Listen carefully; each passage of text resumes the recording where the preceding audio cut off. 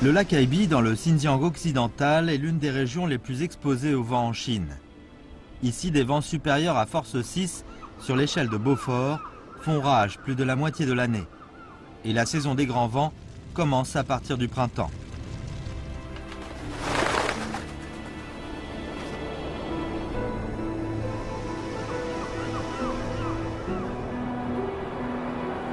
La température monte. Le serpent moucheté achève son hibernation.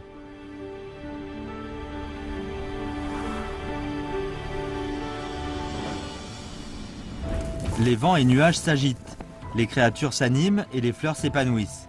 C'est le spectacle du printemps.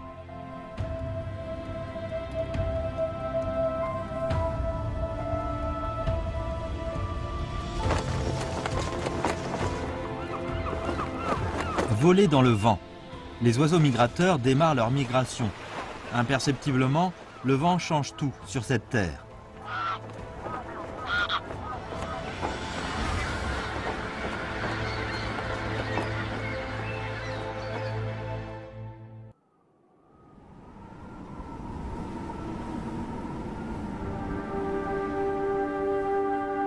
En avril, dans les forêts du Grand Khingan, l'hiver s'attarde encore.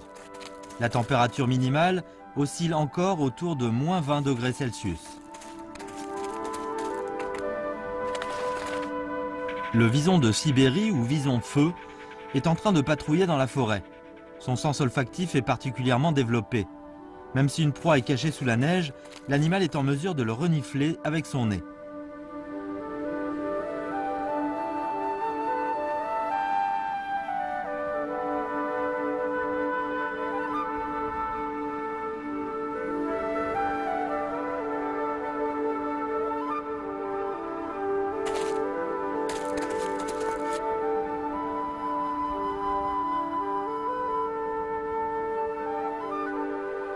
Tout est encore sous le manteau de neige dans la forêt, mais le printemps approche progressivement.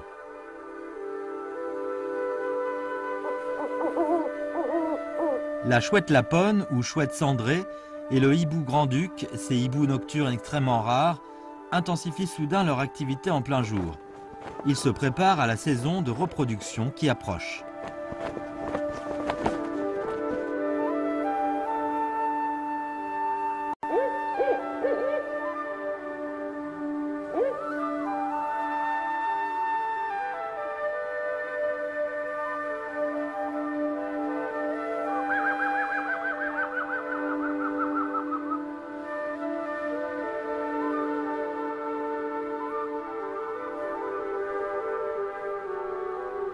L'épervier boréal, le hibou le plus rapide en termes de vitesse de vol.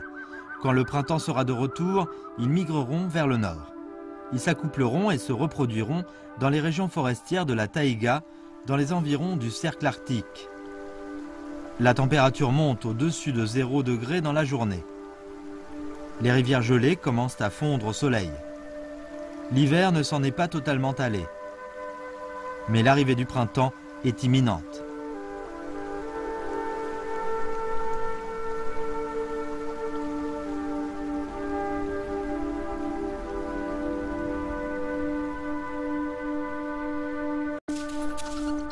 Le néotoma des forêts, une espèce de rat qui n'a pas l'habitude d'être en hibernation, après avoir consommé tous les stocks de fruits à coque d'automne dernier, décide de quitter son nid sous la neige pour se balader dans des zones ensoleillées. Il peut trouver, contre toute attente, des fruits à coque abandonnés.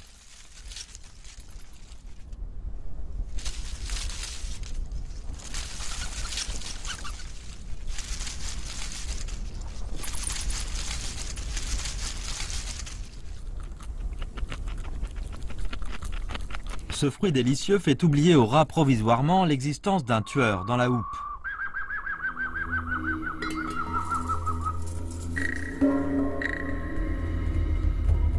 La structure spéciale de son globe oculaire permet à l'épervier boréal de s'adapter aux rayons ardents du jour et aussi de voir clairement tout ce qui se trouve dans les ténèbres. Cette espèce de rapace est un chasseur 24 heures sur 24, ce qui se voit rarement. L'oiseau féroce a repéré des rats absorbés en recherche de nourriture. Une chasse va commencer.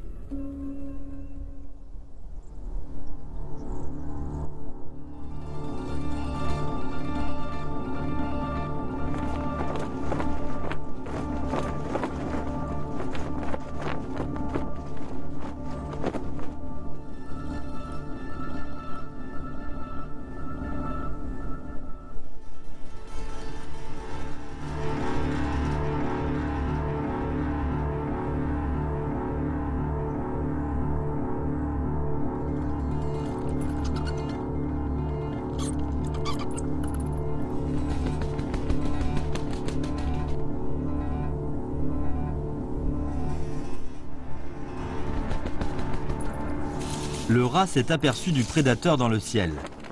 Il l'a échappé belle. Les petits oiseaux revenus du site d'hibernage réapparaissent dans les forêts du Grand Khingan à nouveau. Un signe du retour du printemps.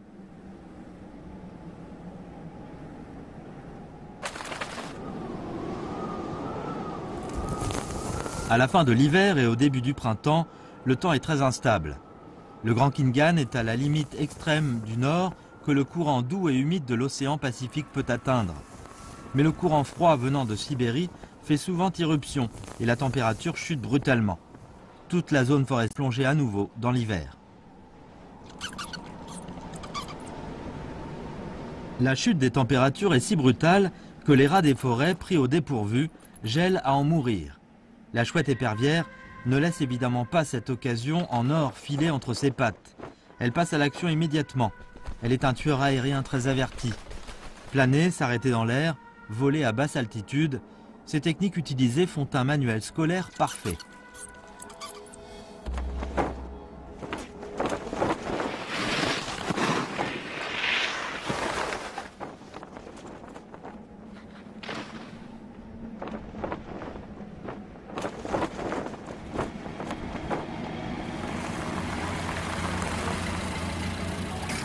Le Grand Khingan, couvert d'immenses forêts dans la région à l'extrémité nord de la Chine, entretient d'innombrables vies extraordinaires.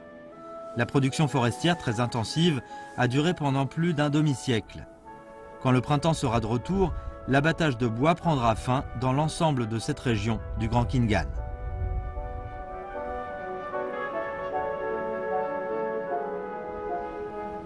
La production de bois ici, qui a représenté la moitié de la production nationale, s'arrêtera pour que les forêts puissent se renouveler.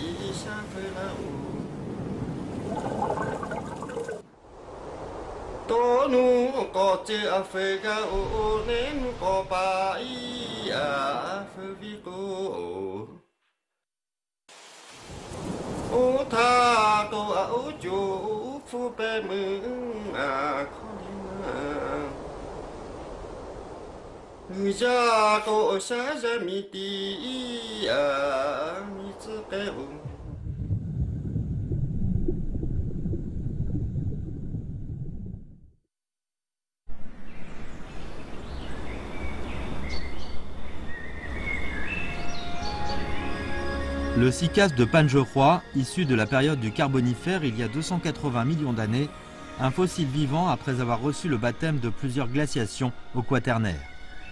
À la dernière décade d'avril, les pieds mâles du cycas fleurissent les premiers. Les pieds mâles s'épanouissent tous les ans, mais les pieds femelles ne fleurissent qu'une fois tous les 2 ans. D'autre part, les pieds mâles et femelles sont décalés dans le temps quant à leur floraison. Les femelles fleurissent 1 mois plus tard.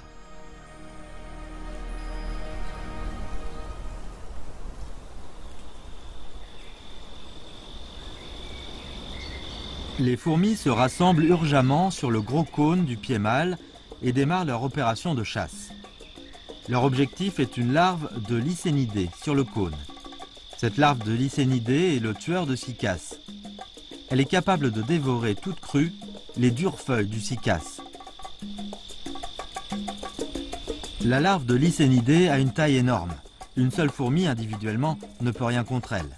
Elle doit trouver des amis pour coopérer à la tâche. Les fourmis poussent la larve dans le cône du cycas. Ensuite, elles la tapent légèrement sur son corps.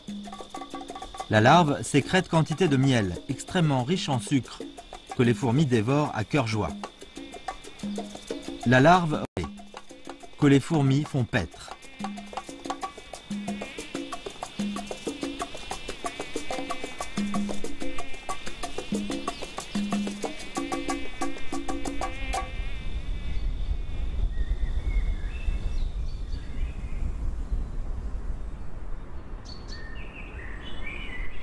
Le cycas de Pangerhua est un arbuste endémique de la vallée aride et chaude du Xinjiang.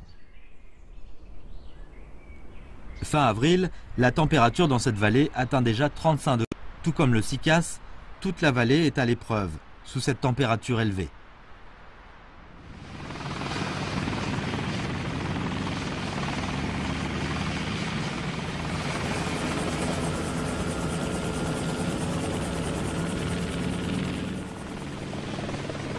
Température élevée, sécheresse, la vallée du Xinjiang ressemble à une poêle sur le point d'être allumée. Tous les jours, des hélicoptères tournoient dans le ciel, surveillant l'apparition éventuelle de départs de feu dans les environs. Le nombre d'incendies à Pangerhua représente la moitié du total qui se produit dans la province du Sichuan.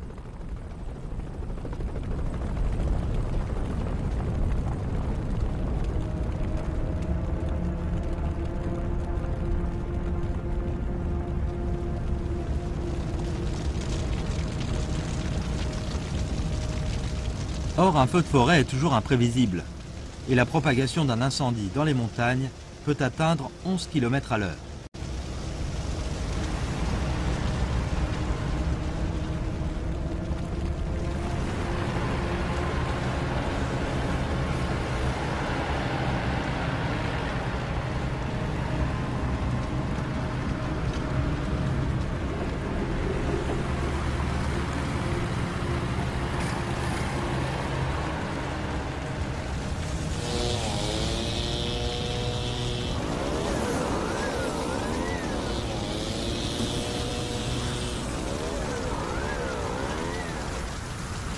Le vent brûlant, un vent flamboyant.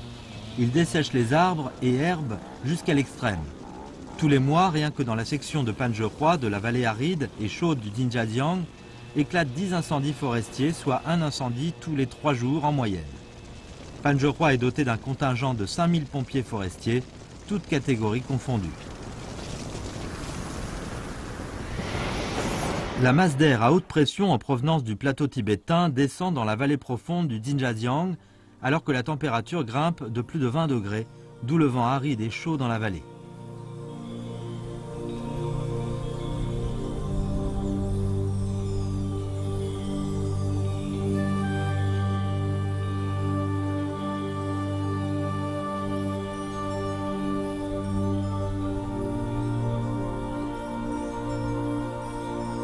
Un mois plus tard, les fleurs des pieds femelles du cycas de Pangerhua s'épanouissent enfin.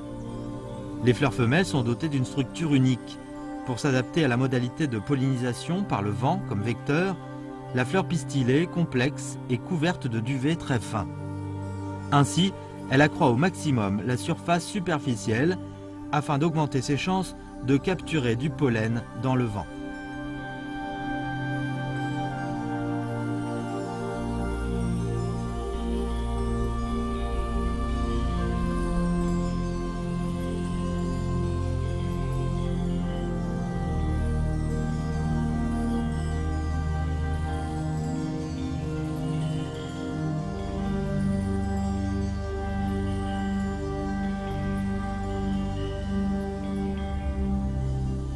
Le cycas, également appelé sagoutier, est une espèce de plante antique.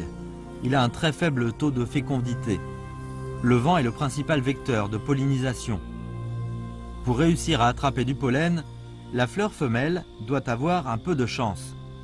Elle attend qu'un vent se lève.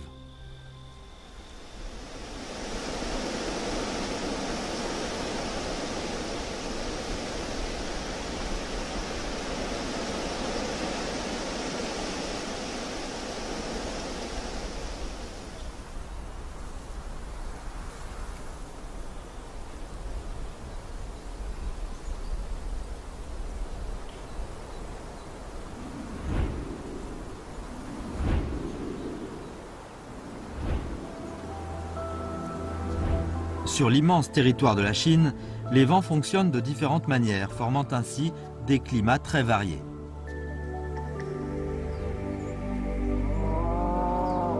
La région au sud du Yangtze est arrosée par la mousson en avril.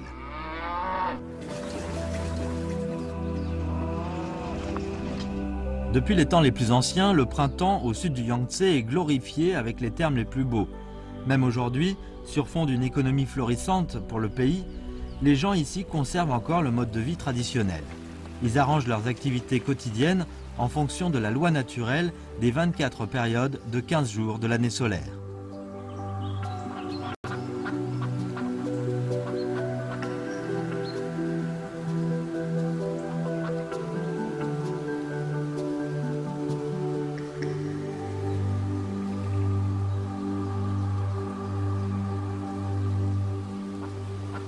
Des canards mandarins, oiseaux fastes dans la culture traditionnelle chinoise, s'attroupent à cet instant dans le lac.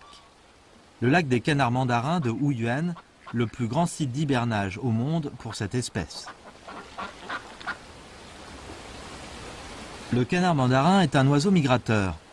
Du site d'hibernage au lieu de reproduction, sa route dessine bien les zones climatiques de la mousson en Chine.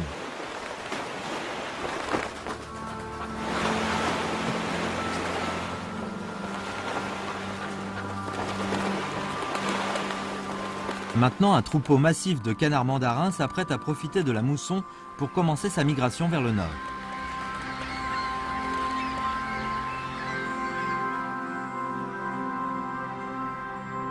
La route migratoire est longue de 1000 km.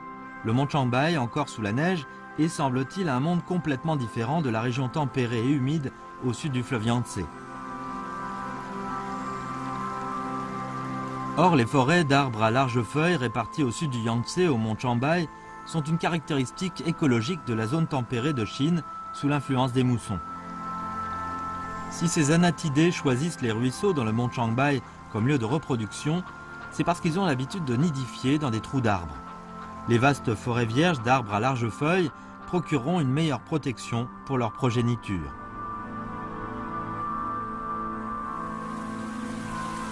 Les neiges accumulées fondent, alimentant ainsi les ruisseaux. Le climat de mousson apporte des pluies abondantes dans la partie orientale de la Chine. Les cours d'eau enchevêtrés entretiennent les plaines en aval, faisant de l'est de la Chine l'une des régions les plus agréables au monde pour l'homme comme lieu d'habitation. Dans les eaux glacées, les canards mandarins mâles commencent à courtiser les femelles.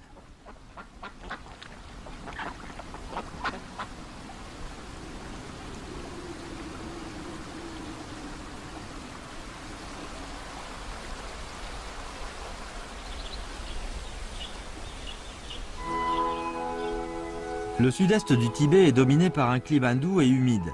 Ici sont réparties de grandes étendues de forêts vierges. Ce paysage est tout à fait différent de celui d'autres.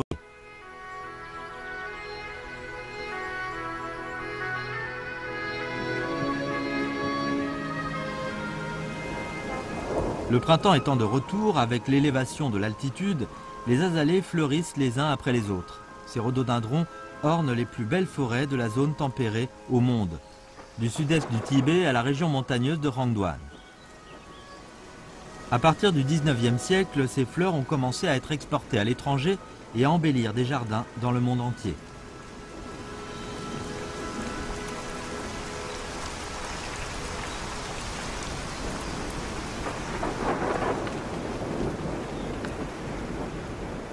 Le courant doux et humide de l'océan Indien arrive le long du canyon de Yarlung-Tsangbo et crée un riche système de vie dans les montagnes les plus majestueuses du monde.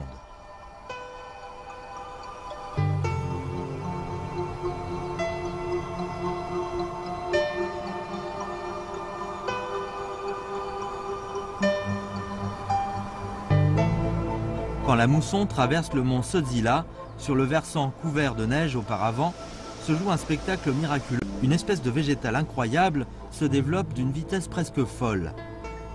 En moins d'un mois, la plante peut atteindre une taille de 2 mètres de haut. La rhubarbe noble est l'authentique roi des végétaux à une altitude de 4000 mètres.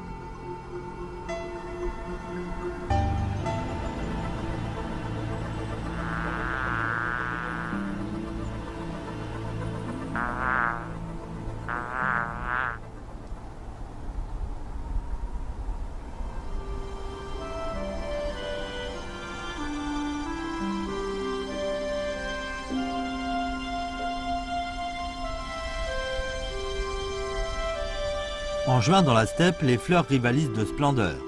C'est un moment crucial.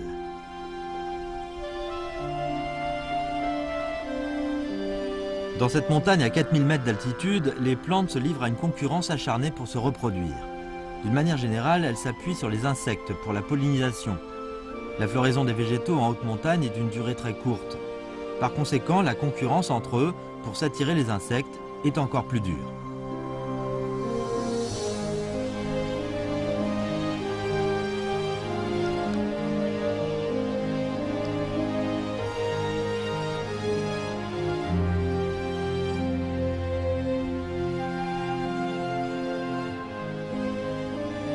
Couleurs éclatantes, fragrance originale. Les végétaux font chacun tout ce qu'ils peuvent.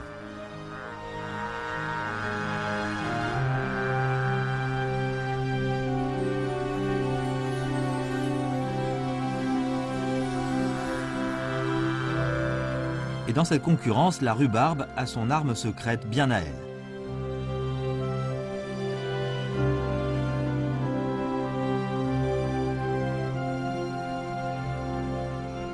En cette saison, les courants doux et humides venant de l'océan Indien sont très actifs. Dans le courant d'une journée, le temps clair et couvert s'alternent et les températures représentatives des 4 saisons de l'année peuvent défiler à tour de rôle.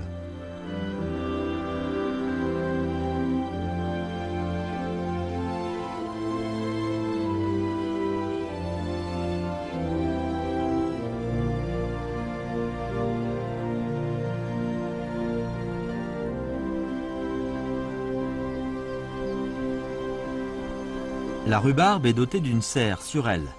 Ses feuilles enveloppent la tige, formant une structure opaque, d'où un local isolé du monde extérieur grâce à ses feuilles. Qu'il vente, neige ou pleuve à l'extérieur, à l'intérieur il fait toujours chaud.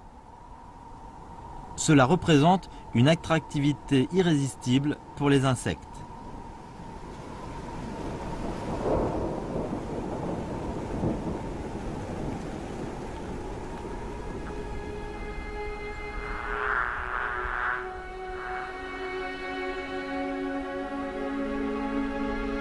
L'auberge qu'offre la rhubarbe accueille ses premiers clients. Les ailes de l'abeille sont encore toutes mouillées de vapeur d'eau. Après avoir volé dans un environnement si humide, l'abeille est exténuée. Maintenant, elle trouve enfin un recoin pour se reposer.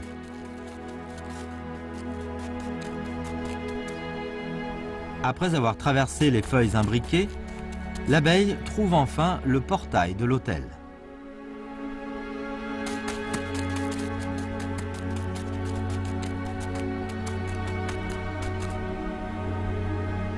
Des délices sont aussi là pour lui souhaiter la bienvenue. La fleur de la plante est riche en miel. Elle s'épanouit dans sa propre serre. Pour l'abeille, ce lieu est un authentique restaurant haut de gamme et climatisé. En contrepartie, l'abeille aide la rhubarbe à accomplir le processus de pollinisation. C'est une collaboration exemplaire mutuellement bénéfique entre un végétal et un animal.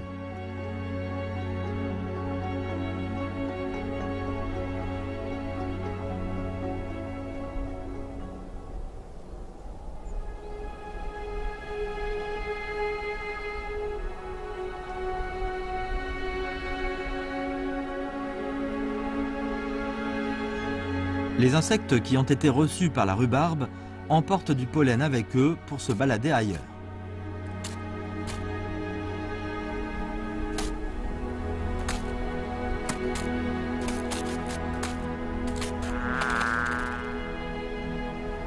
Les courants doux et humides venus d'autres horizons, en profitant de la sagesse unique des vies, tissent des histoires hors du commun en cette terre du sud-est du Tibet.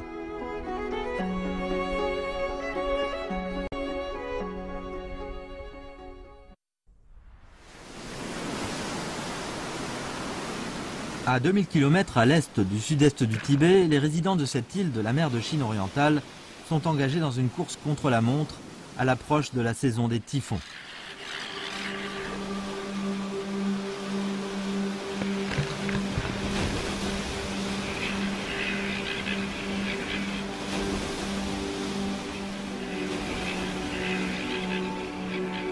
L'île de Zhoushan est un foyer pour un millier de sternes d'Orient. Ces dernières doivent achever la longue mission d'élever leur progéniture avant l'arrivée des typhons. Les typhons sont des cyclones provenant des profondeurs de l'océan. Atteignant parfois une vitesse maximale de 200 km à l'heure, ils sont capables de tout balayer sur leur passage.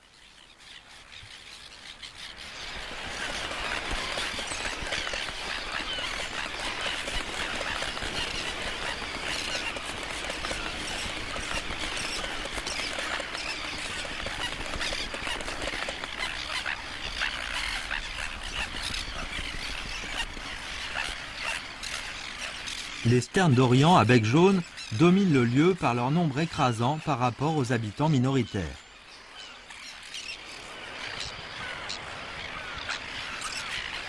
Les sternes à bec noir constituent une communauté minoritaire.